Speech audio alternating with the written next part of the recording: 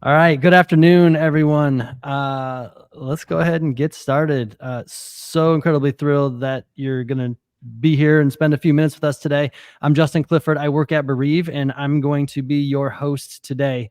Just a little bit of background. Loss Leaders is a program centered around how companies could and frankly, we think should step up when loss occurs in the lives of their employees. This is just our second Loss Leaders event. So we've got programming booked through January and much more to come. So plan on Loss Leaders being, I don't know, maybe you call it a staple of your Wednesday, usually as close to noon as we can get. We were asked last week a couple times, like, hey, why are you doing this? And I think it's a really long answer, but to summarize, we're on a mission to help companies ensure best-in-class bereavement response to their employees.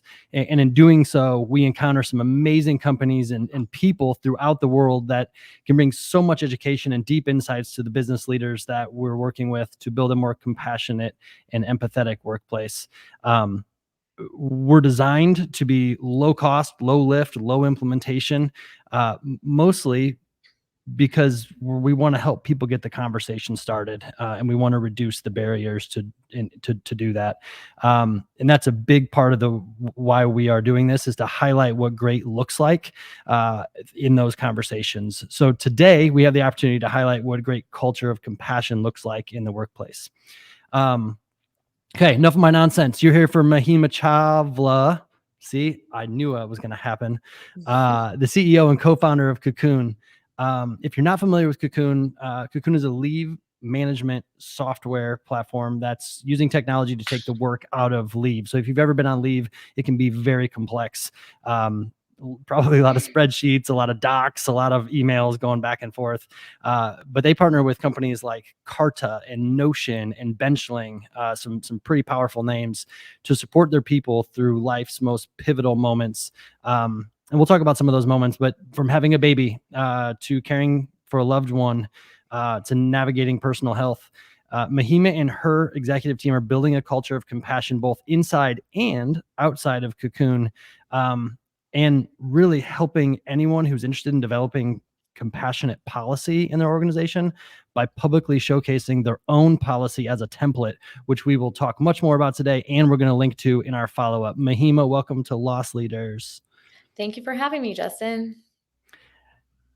Also, a bit of a surprise guest as well. My former teammate and dear friend, Alex Mislin, joins us on the back end of the program today to talk a little bit about her experiences in the workplace and kind of reading between the lines throughout lengthy conversations that she and I have had, but really from both ends of the spectrum, the compassion spectrum, if you will, when it comes to her background, her experiences. And again, a big part of what we hope to do at Bereave is highlight what great looks like and help leaders understand the impact it can have on the people we hire. So Alex has very generously stepped up to talk about her experiences today to really help us do that. Alex, welcome to Loss Leaders. Thanks so much for having me, Justin. All right, crew, the chat is open. So if you've got questions, we will do our best to get to questions as we move through the conversation. We also are planning to get you out of here in 39 minutes. So that you can freshen up before your next meeting.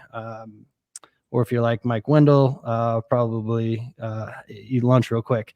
So Mahima, not sure if you know this, but Bereave was introduced to Cocoon through a Google search that we did while we were doing some research, and it returned your compassionate leave policy. So shout out to your marketing team.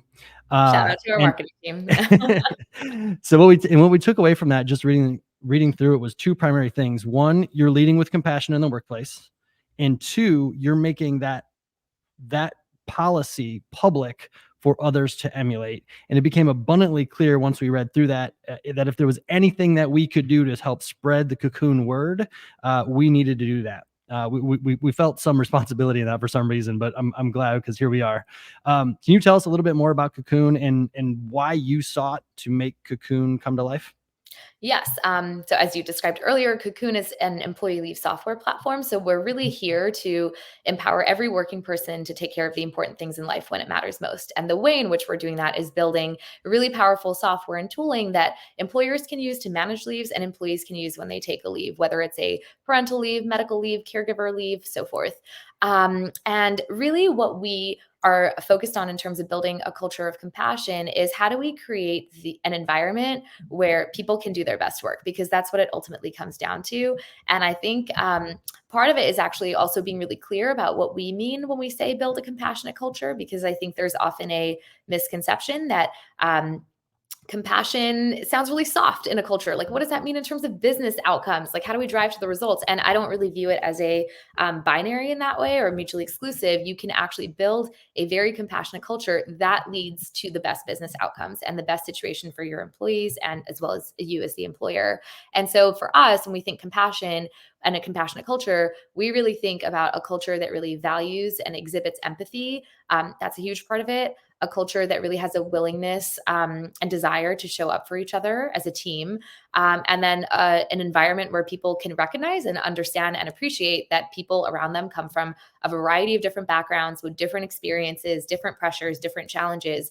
And so really it's not a grandiose action or big move that anyone needs to make. It's like embedded in your day to day in terms of how you think about your coworkers and the small actions that you can take just to show up a little better for someone or show support to someone in a tough moment. And we really believe that it's so important to create an environment where people can show up as their authentic selves. That is a lot of our mission, is acknowledging that people have work and they have a lot happening in their lives, and these two things don't exist separately. So how can we blend and create an environment where people can be themselves and do their best work and drive towards whatever mission or outcome you want as a business?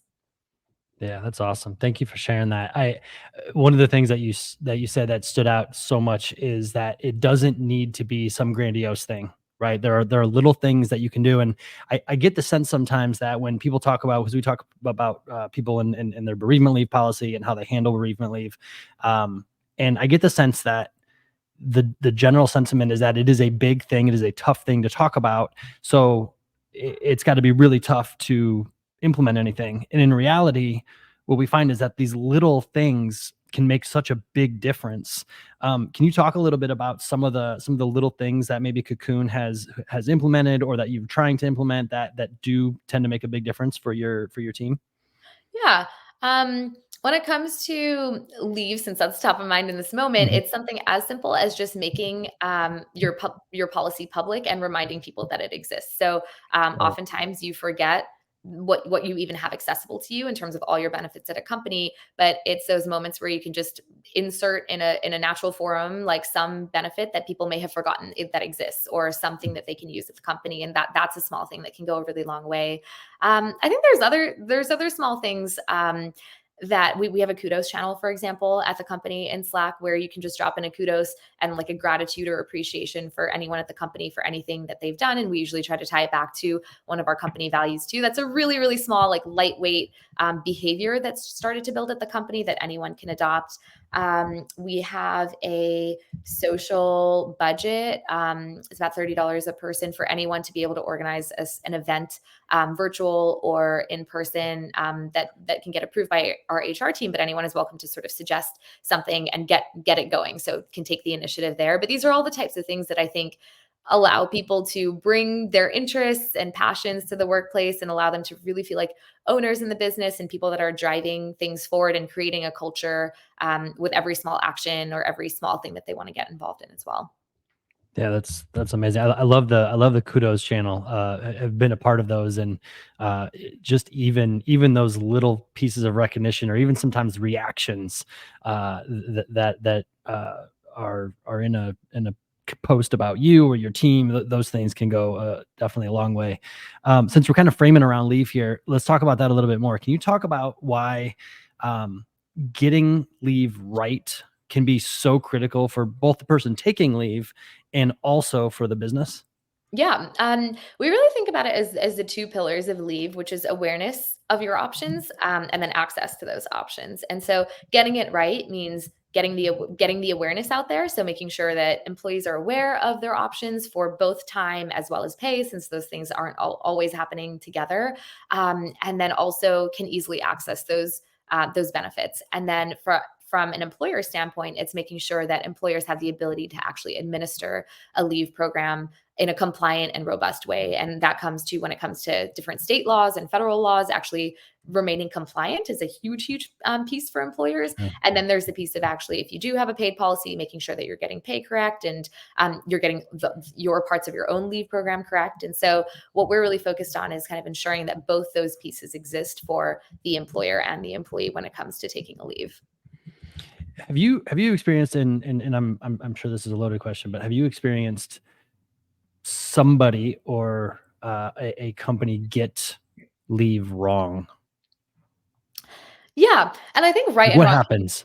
right and wrong can be defined as so many things. If you think about compliance, it's like you did compliance right or you did it wrong. That's one example of it. Right and wrong can also be in sort of like use of the policy. Is it implemented in a way that is being used correctly, or is it implemented in a way that's being abused? And then right and wrong can also just be in like utilization of it to begin with. Like, is it being used when it should be used and actually benefiting the employee base, or does it exist but it kind of just sits on the back burner and it isn't actually having the benefit that it should have? And so I think the wrong that we've seen is like, if it isn't a company isn't abiding by what's required from a compliance standpoint, it could be that the policy is implemented in a way where there's perhaps abuse of the policy. It could be that the policy is implemented in a way that people don't even know it exists, and so they can't even use it for the right reasons. And so I think it's getting all of those pieces right to ultimately have a leave program that does the job, right? Where the job is ensure that you as an employer are being compliant and ensure that you're creating benefits that create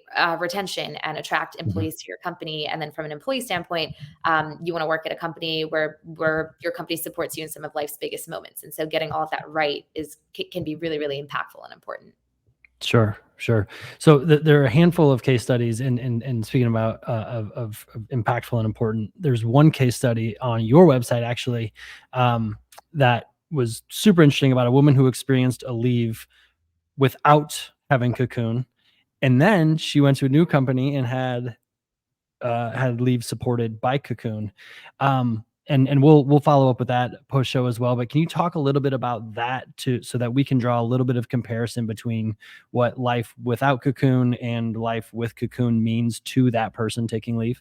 Yeah, I actually bring it back to the awareness and access pillars that we always think about, because in that case study that you're referencing and many other instances where we've had an employee talk to us about their experience pre-Cocoon and post-Cocoon, it often comes down to, before Cocoon, I wasn't quite sure what I had. I had a ton of questions. I didn't know how to get them answered because I wasn't yet ready to tell my manager or talk to my HR team about it. And one of the things that Cocoon brings when it comes to awareness is the ability to see all of the leave benefits, both time and pay, that are available to you, kind of play around with it and figure out what suits you, and the ability to do that in private. So you may be exploring something for next year and late next year, and you have no idea whether you actually want to do it or don't want to do it, but you just even want to understand what's there. And so with a lot of Cocoon, it is this ability to plan and understand your options in private if you'd like to. And so that's a big kind of pre and post that we hear.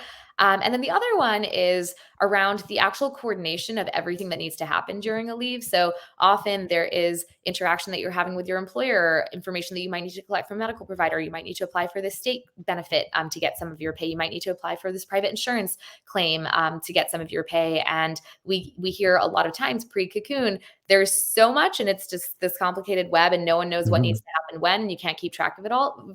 Very much because you're on leave for a reason. Like, there's something pretty big happening in your life, whether it's good or bad.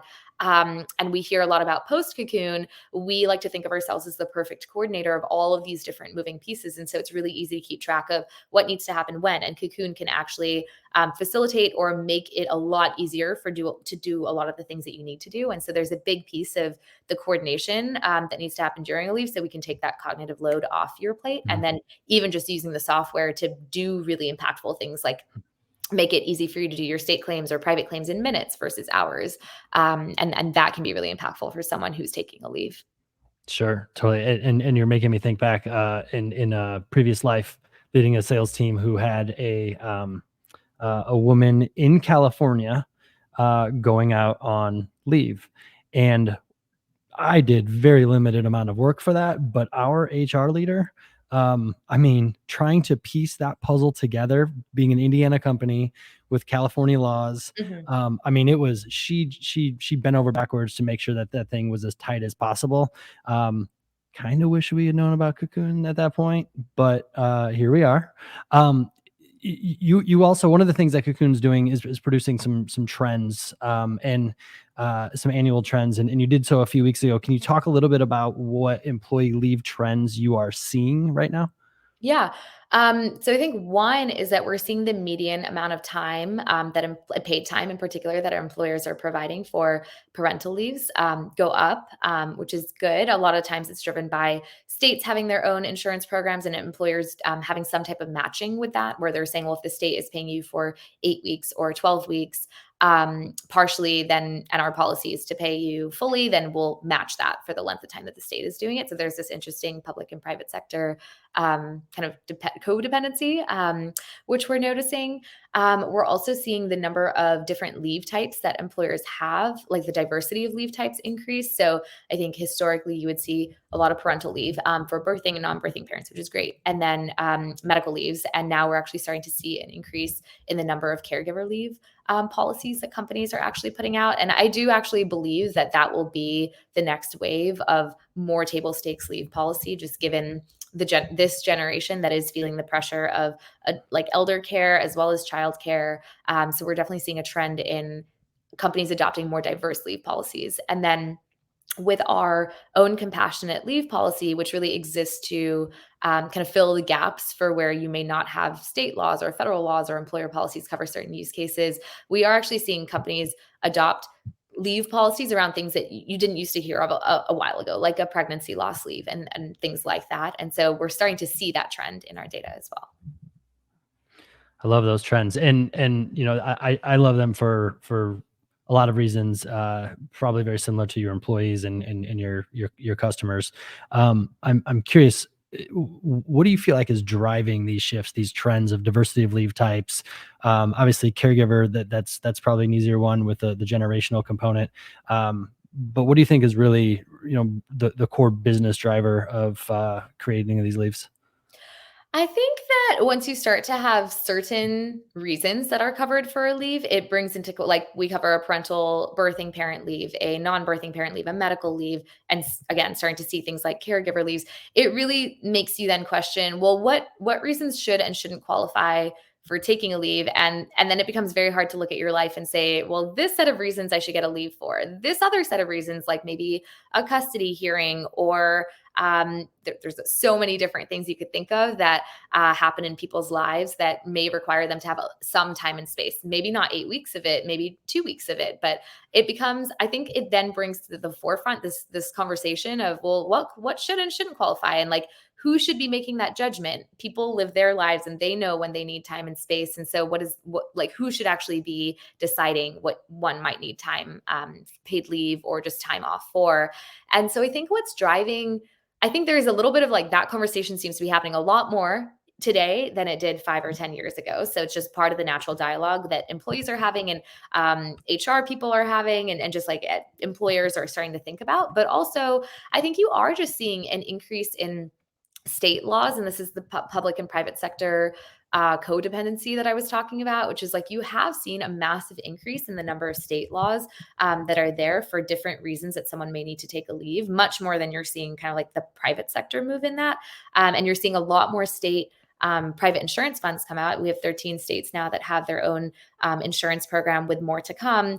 And so you are seeing this trend over the past couple of years of more and more states having paid programs for leave, covering a wider variety of leave reasons. More and more states having laws, even federally laws, around time that should be job protected, that someone should be able to take off of work. And I think that is then part of the conversation and has employers then thinking about, well, what are the needs of my employees? And so I think it's this combination of top down what you're seeing and what is the national dialogue that's happening, and then a lot of people just talking about the fact that like life does have a lot of pressures that come along with it, and how can we best show up, and also how can we best support our employees through that. And I think that is driving a lot of this type of movement.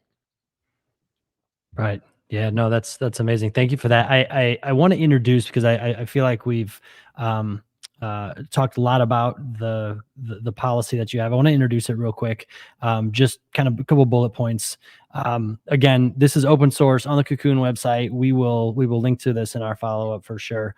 But a few things that stood out immediately. It's paid and protected. It's a total of 4 weeks on a rolling 12-month basis. Uh, it's additional to parental, medical, and caregiver leave policies.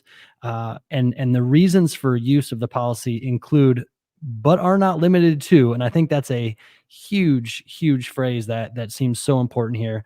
But they include bereavement, pregnancy loss, abortion procedures, recovery and travel, legal proceedings, acute mental health distress, and for those seeking equitable medical care outside of their home state, which I think kind of comes back to some of the state laws that we're seeing as well. So obviously, there's a lot of overlap in your mission. And the type of work that your company provides. So you take that, you overlap that with the culture, and there are companies that are out there. I mean, you've seen companies, if that's on Glassdoor or publicly on LinkedIn or something, that mean well with their mission, but they don't really do a great job of living that culture and actually executing on that culture. I'm curious, what is driving you and your executive team to build a company that has both the deep mission that you have and really build the culture that leads with compassion, and to do both and execute on that? What's really driving that for you specifically, Mahima? Yeah. Um, a lot of what our mission and existence of the company is rooted in is this idea again that people have you have work and you have life, and these two things cannot really be separated, and really wanting to create an environment where people can be themselves in a workplace and get the things that they need in order to do their best work and live their best lives. And I think a lot of the personal motivation perhaps also comes from just my own desire for like what type of work environment would I want to be in, and what is the if I'm now running a company, what is the type of environment that I want to create for people at the company? And so I do have a deep desire to create an environment and a culture where people can show up as their authentic selves. They have the support that they need. They can do really meaningful, impactful work and feel really proud of the things that they're doing, and try to piece that all together. And it's not always easy. Like we have definitely tried to implement things. That haven't gone down exactly as we would have intended. We've sometimes gotten feedback of like, well, these are ways in which Cocoon isn't living up to the culture, Mm, or like things that we would expect. And I think for me, it's always a balance of we're a business and we want to have a really successful outcome and we want to have a ton of impact in our mission. And so how do we marry the things that we believe that we can do really well as a business with the things that our employees also need and desire? And they're not always going to be 100% overlap. There's certainly going to be things that sure. are asked for and desired, and we feel like, well, we don't really feel like that is something that we can do as a business. But it's being really intentional about picking the things that we can do, to support our employee base and really show up with that culture of compassion, and then follow through on it and make sure, well, is it actually having the impact that we want it to? And that's where I say it's a process of trial and error, where certain things Mhm. didn't have the exact impact that we wanted and other things really did. But we try to like keep in touch with our employee base and get a real pulse Mhm. on what is and isn't working and keep adapting from there. So it's like a nice desire and ambition of ours. But and I will also acknowledge that it's hard to implement day to day in practice in absolutely everything, because sometimes the expectation will be met and sometimes the expectation won't be. But you just have to keep trying, to make it better and Sure. better. Sure. Yeah. I'm curious. You talked about feedback from employees, and especially as it relates to the values that you're trying to create policy and procedures around. Um, uh, how do you collect that feedback at Cocoon? Well, a couple of different ways. So we have a Cocoon SAT or a pulse survey, that goes out 2 to 3 times a year, which is a much more in depth analysis and survey of just all of different aspects of the company. And we get a lot of quantitative data there, from people rating different things in the company, and then we also get a lot of qualitative data. As an example, we have about 55 or 47 employees that participated in the survey, and we got around 300 qualitative comments. And so that's a good number per employee, that's giving us real information on what's working and not working. I do kind of AMAs or roundtables where I'll meet with each team each quarter because each of our teams are not massive. So it's nice to be able to meet with each team on an individual level once a quarter and have that direct line of communication with every single person on that team, to kind of like share what's top of mind for me, understand what's top of mind for the team. I do a lot of one-on-ones, both with my direct reports, but also people throughout the company, as much as I can, and try to just ask for honest feedback on what's working, what's frustrating you, what's stressing you out, like things that you can just very directly ask people and get hopefully real answers to. And then we have a really amazing people team that is kind of constantly interacting with our employees and collecting information on what's working and not working. If we have people leave the company, exit interviews are a really great way to understand that as well. And I think that the important part is you can collect a lot of this information in different ways, and then it's really pulling it all together to Mhm. between sort of like our leadership team and our people team coming together and understanding, well, what are the themes and why are these the themes? What might we do about them? What are the things that we want to address now versus later, and why? And making those types of decisions and actually taking actions from them, and then having that communication with your team too, as to like the honest answers of this is what we're seeing, like this is working, this is really not working, so everyone is on the same page about it, and this is what we're addressing and why, and this is what we're not Mhm. addressing and why, and trying to be as communicative as possible so that we're all rowing in the same direction. Yeah, that I mean, you just listed, I don't know, what felt like a dozen feedback channels. Pulling that all together has got to be difficult, but that's uh, uh, incredibly. I don't know. It feels like a lot of companies could really strive to live up to having at least half of those, and would be in a really good spot. I'm curious. You're putting all this effort in. You want to create this own culture for a place that you want to work in. But what about the business side, right? You mentioned a couple of probably key people metrics earlier. That might also be business metrics and retention and attraction. Is there anything else that Cocoon is seeing from a business benefit in producing a culture like this?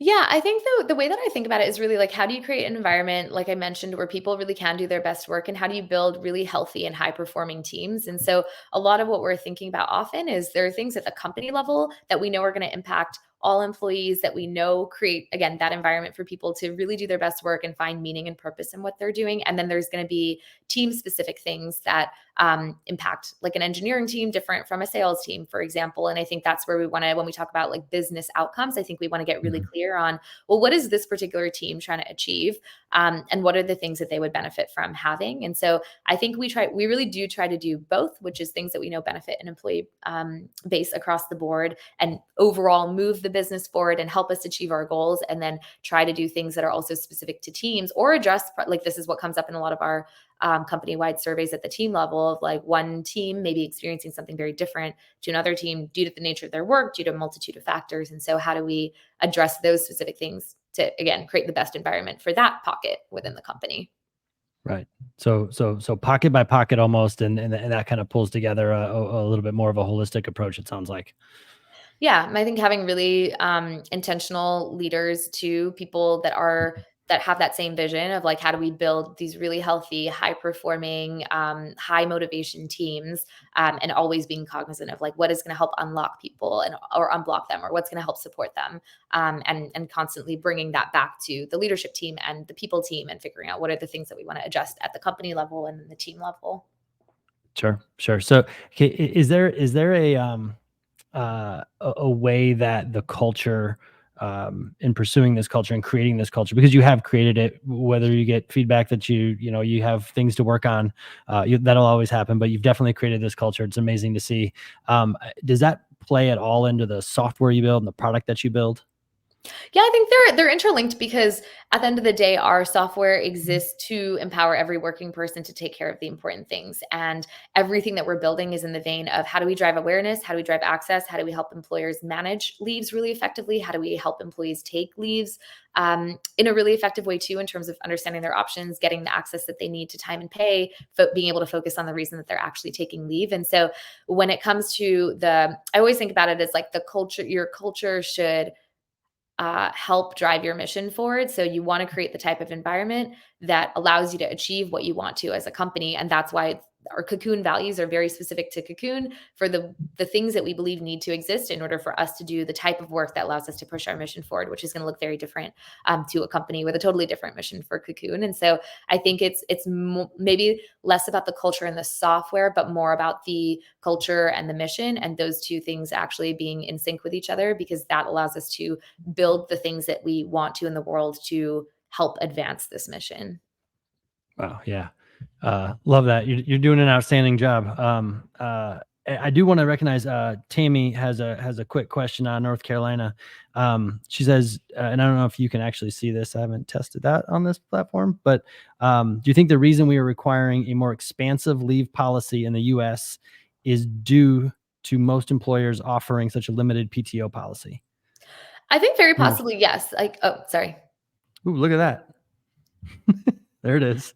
I was saying, I think that it ultimately comes down to an employee having the time and the pay that they need to handle something in their life, and leave benefits like a parental leave benefit or a medical leave benefit exist to give that time and pay. And so I think if you can solve for that particular problem of like, how do we give the time and pay to an employee through a different configuration of your PTO, that seems like a totally viable option as well. And so I think it really comes down to what is the way in which a company wants to create a benefit to their employees to give them that time and pay. And it could be a different version of PTO, or it could be a specific leave benefit outlining a use case for something and a certain type of pay and time associated with it. But I think that there is actually a lot to explore around how can PTO also evolve to provide to achieve that same outcome for a company. And if you look at it from a business standpoint and you look at the data around it or your financials around it, like what is actually the thing that makes the most sense from a business standpoint that still achieves the outcome for the employee, I think is the ultimate goal. Yeah. Wow. I love that. Mahima, thank you so much for the insights, the knowledge, the care that you're putting into not just Cocoon, but the world. That might sound, I don't mean to put the world on your shoulders there, but you're certainly doing an amazing job with both the product and what you're doing internally at Cocoon. So thank you for that. Thank you. I appreciate it. Alex Mislin, you've, is it fair, I think, to say that you've seen both ends of the spectrum on the compassionate scale? Like, was that a fair assessment?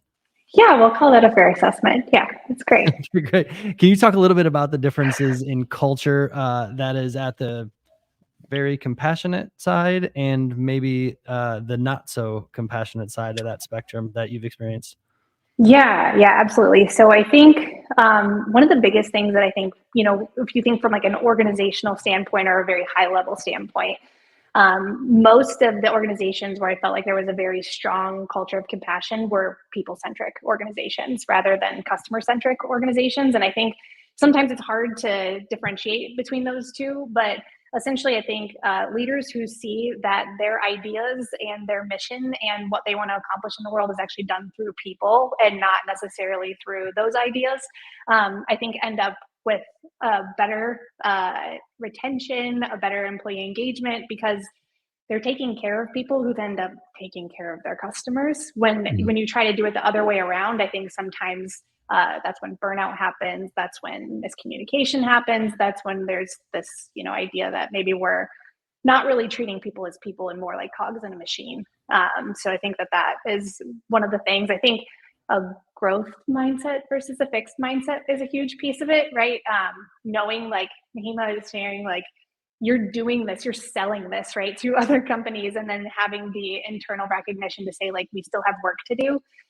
That's such a strong statement, right? Like to say, like, we are the forefront and the leaders in this space, but we still have work to do. I think when organizations have more of a fixed mindset, like, hey, we built our policy, it's there, like, it's done.